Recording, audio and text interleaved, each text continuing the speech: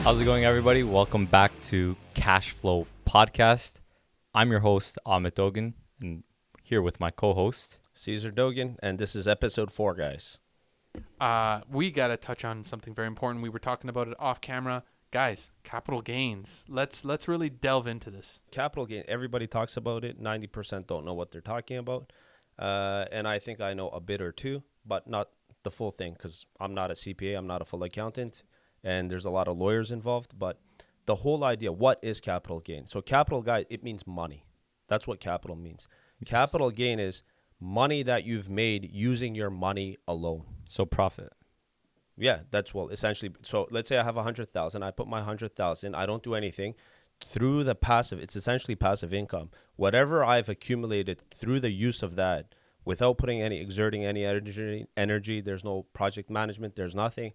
That's essentially passive income. Yes. And therefore it gets slapped with a capital gain tax, which is usually 30, 40, 50%, depending on what it is. Yeah, that's a lot of money. That's insane. It's not cheap. So if they get taxed that amount, are they really left with much after that? Well, it may not make sense. Okay. So years ago, I remember an East Asian woman came to a condo where I was one of the agents selling these properties. Mm-hmm. I didn't think much of it. She said, you know what? I really like this. I want to buy 10 of them. I said, you want to buy 10 condos? Yeah, it's closing in 5 years. She said, no problem. I want to buy it. She bought 10.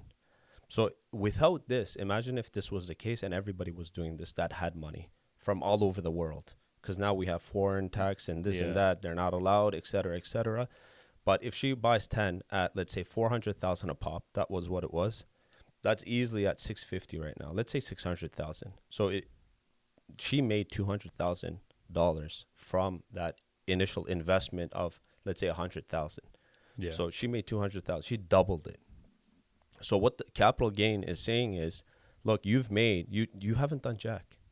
You put 100,000, you got back 200,000. We want a piece of that 200,000. But it's crazy though, because just because you're educated and you know how to move your money, you're getting penalized for it. You almost have to pay literally almost every single dollar amount that you earn to the government.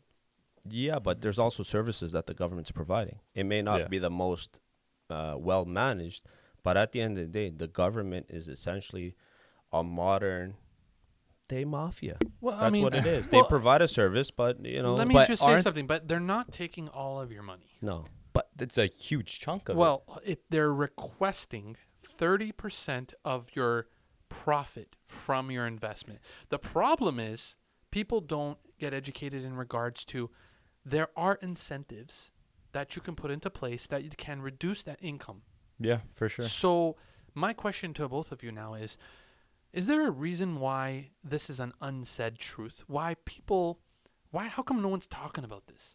I mean, you want to invest, you want to put your money, into real estate, but what's the next steps in regards to like capital gains? So just very basic, think about a society where there's 10% of the population owns 90% of the wealth. Yeah. Let's call this America.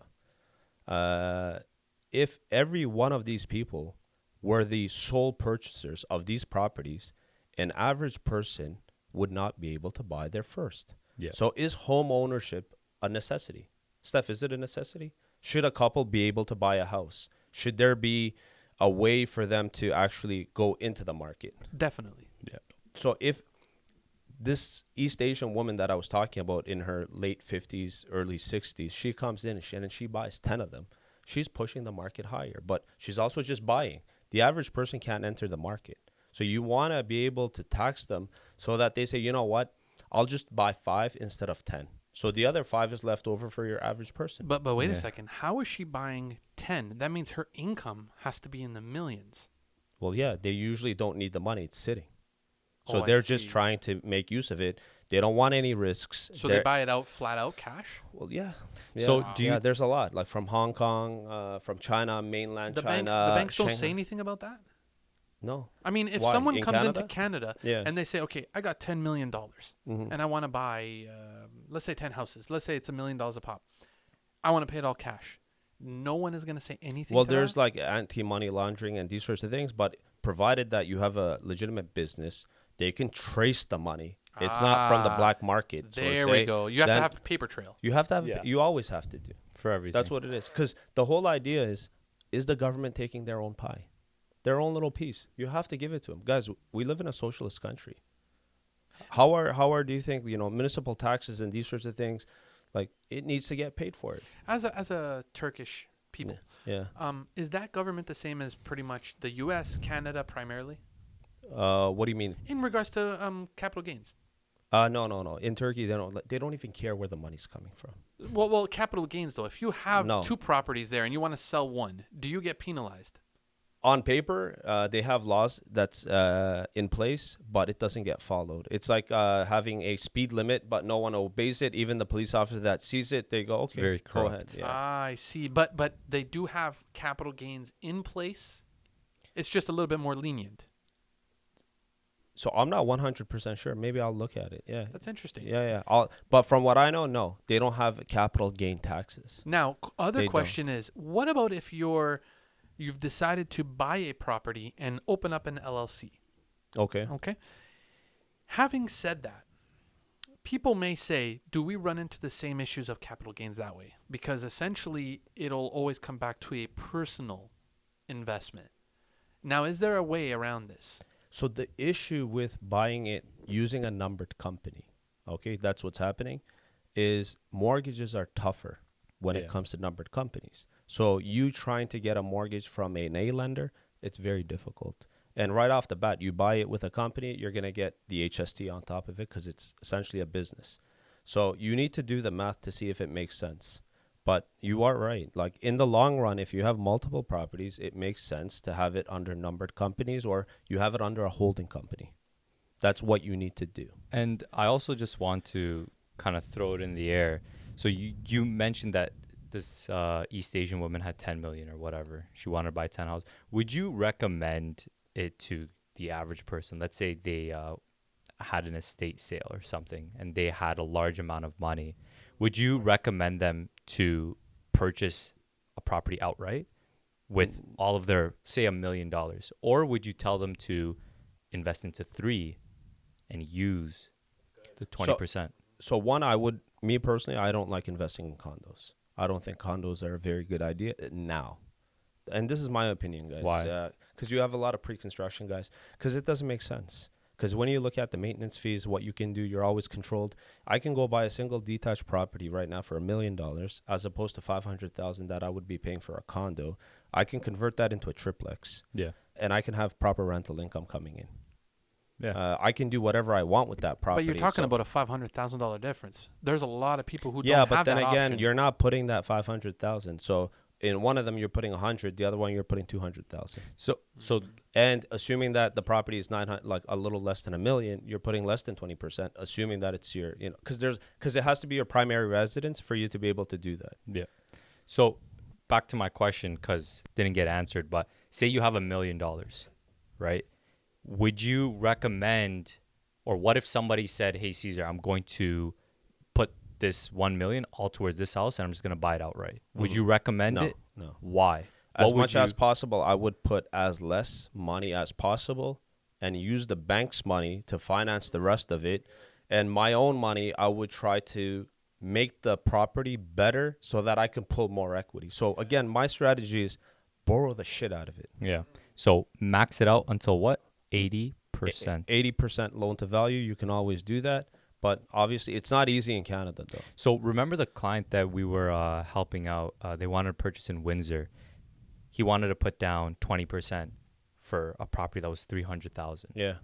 But we were able to show him the, I guess the reason why it doesn't make sense to put 20%, because 20% of 350, I think it was $70,000. So he was willing to put 70,000 of liquid assets towards this property, but we actually, showed him the other alternative where he can put down 5%, which is 20,000.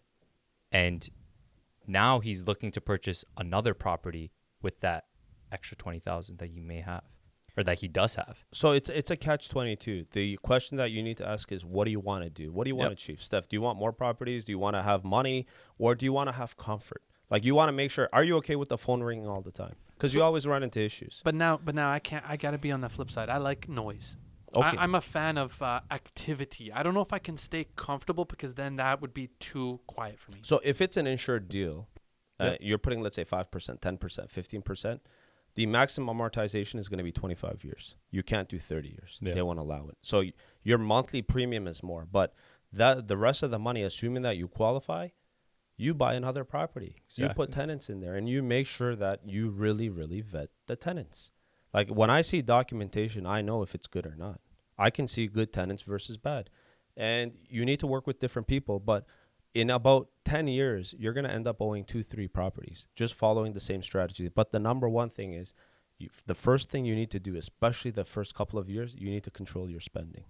A lot of people that get screwed is they have this expectation that life has to be this way. And if you can't control it, you can't tame it, you're never going to succeed. So how could these people control their spending?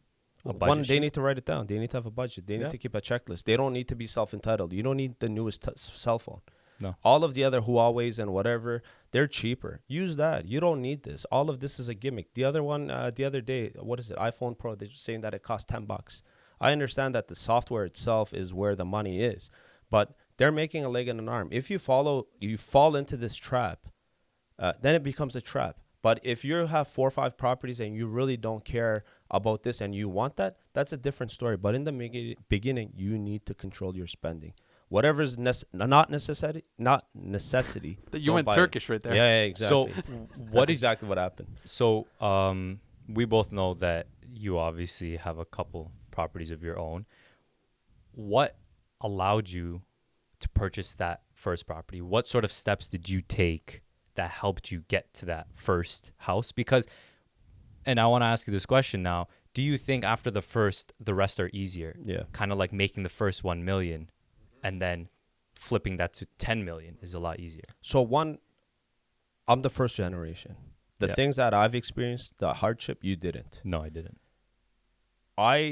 From the age of like 12 years old, I've never taken a nickel from my family, not once. I always contributed. Yeah. You know, it's sort of that slogan in World War I: "Don't ask what your country can do for you. Ask what you can do for your country."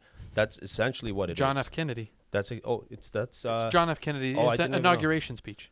oh, He was do I remember do that what you from- can do for your country and what your country can do for you and all Yeah, that. that's I remember that in old with for me. Winston Churchill and I can't remember what Winston Churchill's World War II. John F. Kennedy. Then you're right. Yep. So with me, that made me very strong. Yeah. And I controlled my spending really, really well. Like, even I remember when I was getting married, the bridesmaid, they actually asked me, they said, what is your biggest fear? This was a question, because they were going to ask Fiorina this, to see how well she knows me. And I said, to live in financial debt.